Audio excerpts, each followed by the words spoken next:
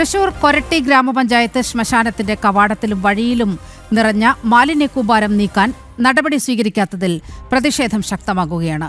ശ്മശാനത്തിന് സമീപത്തെ ഹരിതകർമ്മസേനയുടെ മാലിന്യ സംഭരണശാല നിറഞ്ഞതോടെയാണ് ശ്മശാനത്തിലേക്ക് പോകുന്ന വഴികളിലും ശ്മശാനത്തിന് മുന്നിലും മാലിന്യം ഉപേക്ഷിക്കുന്നത്.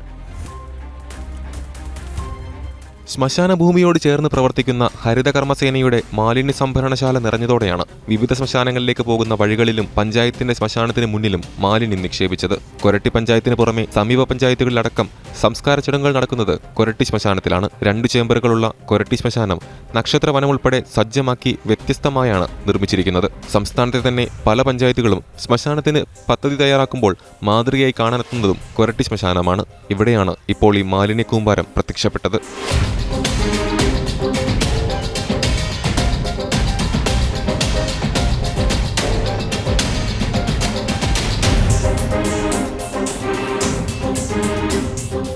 നേരത്തെയും അധികമായി എത്തിയ മാലിന്യം ശ്മശാനവളപ്പിൽ സൂക്ഷിക്കാനുള്ള അധികൃതരുടെ നീക്കത്തിനെതിരെ പരാതി ഉയർന്നിരുന്നു. ഹരിതകർമ്മസേന ശേഖരിക്കുന്ന മാലിന്യം സ്വകാര്യ ഏജൻസി വഴിയാണ് നീക്കം ചെയ്യുന്നത്. ഇവരുടെ വരവ് അനിശ്ചിതമായി നീളുന്നതോടെയാണ് മാലിന്യം കുമിഞ്ഞുകൂടുന്നത്. ഗ്രാമപഞ്ചായത്ത് ശ്മശാനത്തിന് പുറമെ ഏതാണ്ട് 10-ലധികം ശ്മശാനങ്ങളിലേക്കുമുള്ള വഴിയോരത്താണ് ഈ മാലിന്യ ശേഖരണ കേന്ദ്രം സ്ഥിതി ചെയ്യുന്നത്.